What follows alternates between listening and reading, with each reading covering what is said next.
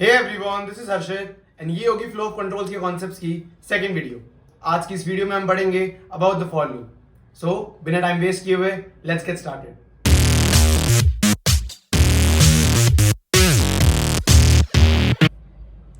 So for loop को start करने से पहले जानते हैं कि लूप्स होते क्या हैं। So question is what are loops and why are they needed. So इसकी डेफिनेशन ये दे रखी है कि loops are repetitive statements that allow a set of instructions to be performed repeatedly. अब इसका मतलब क्या है? इसका मतलब है कि लूप्स कुछ ऐसी स्टेटमेंट्स होती हैं जो कि एक पर्टिकुलर टास्क को रिपीटेडली परफॉर्म कर सकें।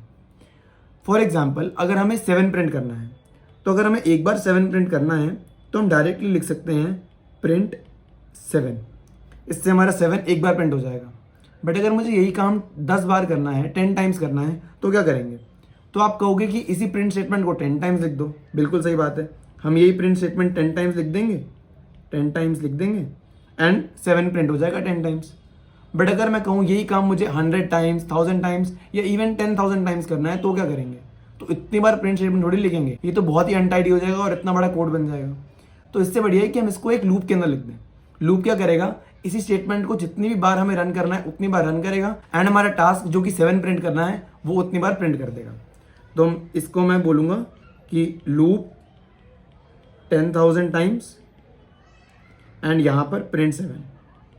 अब ये लूप कैसे करेगा, क्या करेगा, ये हम थोड़ी बाद में जानेंगे।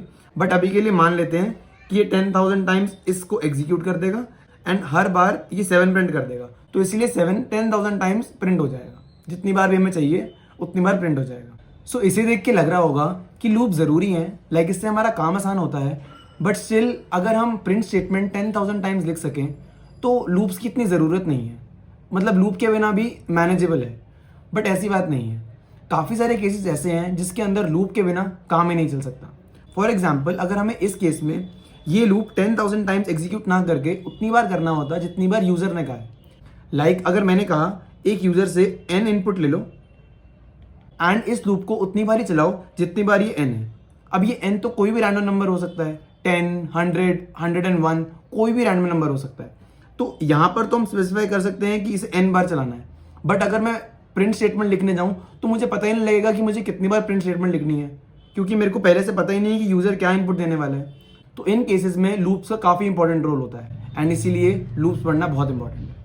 सो अब आते हैं हमारे main topic the for loop पर। सो फॉर लूप भी क्योंकि लूप्स की कैटेगरी का ही है, इसलिए ये भी सेम ही काम करता है।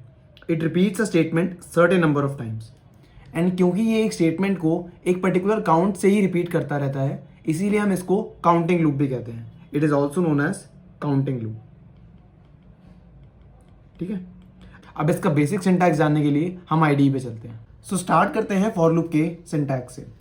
फॉर लूप के सिंटैक्स में हमें सबसे पहले फॉर लिखना होता है ताकि हम इस लूप को स्टार्ट कर सकें। देन उसके बाद आता है एक वेरिएबल नेम। ये वेरिएबल इस पूरे लूप को रेगुलेट करता है। इसको एक स्टार्ट वैल्यू मिलती है एंड इसी से इस लूप का एंड होता है जब ये एंड वैल्यू को रीच करता है। देन आता है इन। ये इन बताता है कि हमें किस रेंज में काम करना है एंड देन इसके बाद आती है एक सीक्वेंस। देन उसके बाद हमें ये कोलन लगाना बहुत ज़रूरी है ताकि हम इस लूप के अंदर एंटर कर सकें। एंड देन यहाँ पर आएगी इस लूप की स्टेटमेंट्स जो भी हमें रिपीटेडली एग्जीक्यूट करनी है। ध्यान से देखो, ये भी स्टेटमेंट इंडेंटेड है, जिससे पता लगता है कि ये स्टेटमेंट डायरेक्ट फ्लो में नहीं आती। ये स्टेटमेंट फॉर लूप पे डिपेंडेंट है एंड इसीलिए जब जब फॉर लूप चलेगा तभी ये स्टेटमेंट एग्जीक्यूट होगी। कंपाइलर इसे कभी भी इंडिपेंडेंटली एग्जीक्यूट नहीं करेगा।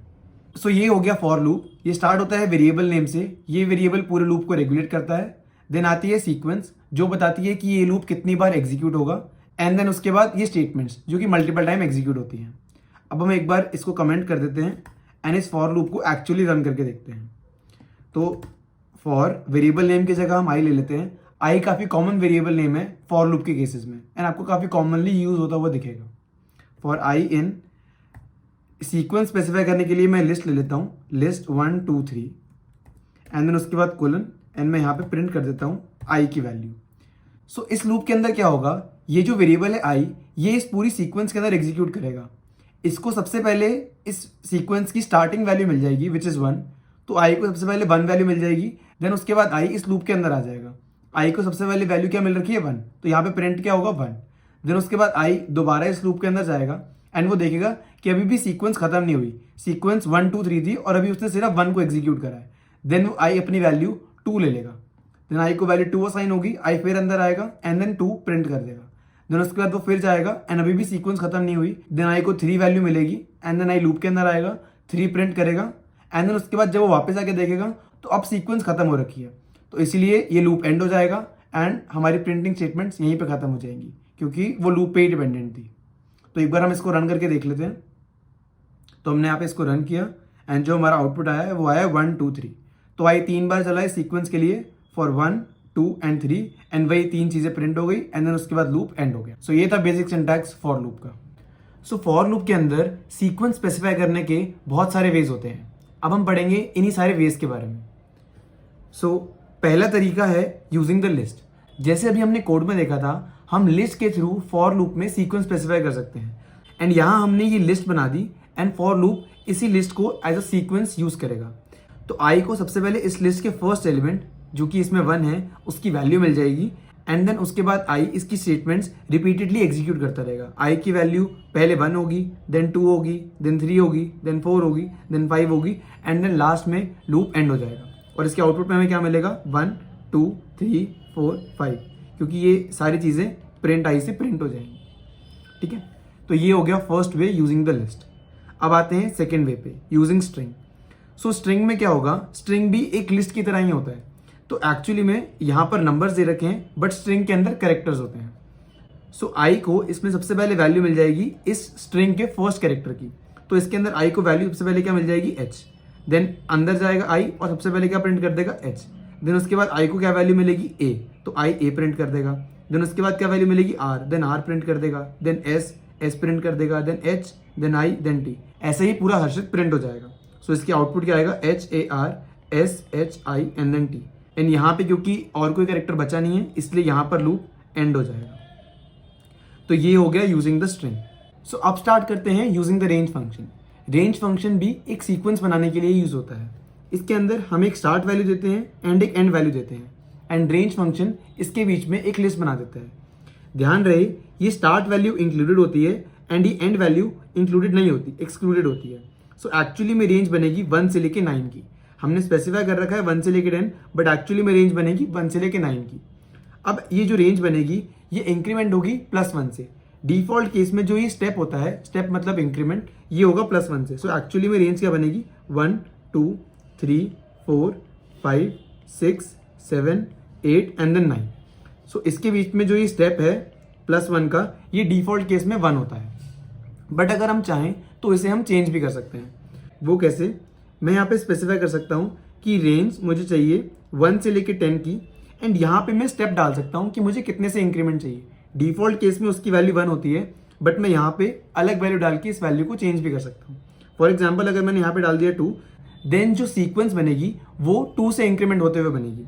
तो इस केस में सीक्वेंस बनेगी 1 से लेके 9 की, 10 कभी इंक्लूड नहीं होगा एंड जो सीक्वेंस बनेगी वो होगी 2 से इंक्रीमेंट करते हुए। तो 1 + 2 = 3, देन 3 + 2 = 5, देन 5 + 2 = 7 एंड देन 7 + 2 = 9। सो ये जो पूरी सीक्वेंस बनेगी ये 2 से इंक्रीमेंट होते हुए बनेगी। बट अगर मैं ये 2 स्पेसिफाई ना करूं देन यहाँ पे जो डिफॉल्ट केस में स्टेप होता है वो 1 होता है एंड उससे जो लिस्ट बनेगी वो कुछ ऐसी होगी 1 2 3 4 5 6 7 8 9। ठीक है, तो ये थे बेसिक्स ऑफ रेंज फंक्शन। अब हम आईडी पे चलते हैं ताकि हम इन सबके बेसिक सिंटैक्स जान सकें। सो अब स्टार्ट करते हैं इनके सिंटैक्स से। सबसे पहला वे है यूजिंग द लिस्ट। सो इसका सिंटैक्स हमने देखा ही था, फॉर आई इन, यहाँ पे हम लिस्ट स्पेसिफाई कर देंगे 1 2 3 4 5, ये हमने लिस्ट स्पेसिफाई कर दी। देन उसके बाद कोलन एंड यहाँ पर जो हमें स्टेटमेंट लिखनी है वो आ जाएगी। तो यहाँ पे आई की वैल्यू सबसे पहले क्या होगी 1, फिर 1 प्रिंट होगी, देन उसके बाद इंक्रीमेंट होकर 2 हो जाएगी, वो प्रिंट होगी, देन 3 4 5 ये सब प्रिंट होकर लास्ट में एंड होकर यहाँ पर आ जाएगा। तो एक बार इसको रन करके देख लेते हैं। तो यहाँ पर 1 2 3 4 5 प्रिंट हो गया। ठीक है, ये हो गया first way using the list. अब इसको कमेंट कर देते हैं। सेकेंड वे पे आते हैं यूजिंग स्ट्रिंग। फॉर आई, मैं यहाँ से हटा देता हूँ, फॉर आई इन, ये मैंने इसको स्ट्रिंग दे दिया हर्षित एंड यहाँ पर कोलन लगा के प्रिंट आई। तो इसमें क्या होगा, आई को सबसे पहले वैल्यू मिलेगी h क्योंकि वो इसका फर्स्ट कैरेक्टर है एंड देन इंक्रीमेंट होकर ये t तक जाएगी एंड वही सारी वैल्यूज यहाँ पर प्रिंट होती रहेंगी एंड जब ये लूप खत्म हो जाएगा तब सारी वैल्यूज प्रिंट होना बंद हो जाएंगी। एक बार इसको रन करके देख लेते हैं। तो यहाँ पर हर्षित प्रिंट हो गया। सबसे पहले आई की वैल्यू हुई h, देन वो प्रिंट हुआ, देन उसकी वैल्यू हुई a, वो प्रिंट हुआ, एंड ऐसे करते करते t तक सब कुछ प्रिंट हो गया एंड उसके बाद लूप एंड हो गया। ठीक है, ये हो गया हमारा सेकेंड लूप। इसको कमेंट कर देते हैं। तो अब आते हैं रेंज फंक्शन के सिंटैक्स पे। रेंज फंक्शन का भी सिंटैक्स सिमिलर सा ही होता है। यहाँ पे हम लिखते हैं for I in range. Range function के लिए फंक्शन का नाम रेंज ही होता है एंड यहाँ पे हम रेंज स्पेसिफाई करते हैं 1 से लेके 10। इसके अंदर जैसे मैंने बताया था कि 1 इंक्लूडेड होगा बट जो 10 है वो इंक्लूडेड नहीं होगा, तो रेंज बनेगी 1 2 3 4 5 6 7 8 9, 10 तक नहीं जाएगा आई कभी भी। एंड यहाँ पे हम कर देंगे प्रिंट आई। तो अगर मैं इसे अब रन करके देखूँ तो रन करने पे आउटपुट आया है 1 2 3 4 5 6 7 8 9, 10 नहीं आया क्योंकि आई कभी भी 10 तक पहुंच ही नहीं पाया। जैसे ही आई 10 हुआ ये लूप ही एंड हो गया। ठीक है, अब हम ट्राई करते हैं इस रेंज फंक्शन का स्टेप चेंज करके। डिफॉल्ट केस में इसका स्टेप 1 था, तभी जो सीक्वेंस बनी थी वो बनी थी 1 2 3 4 5 6 7 8 9 1 के इंक्रीमेंट पे। अब अगर हम इसका स्टेप चेंज कर दें फॉर आई इन रेंज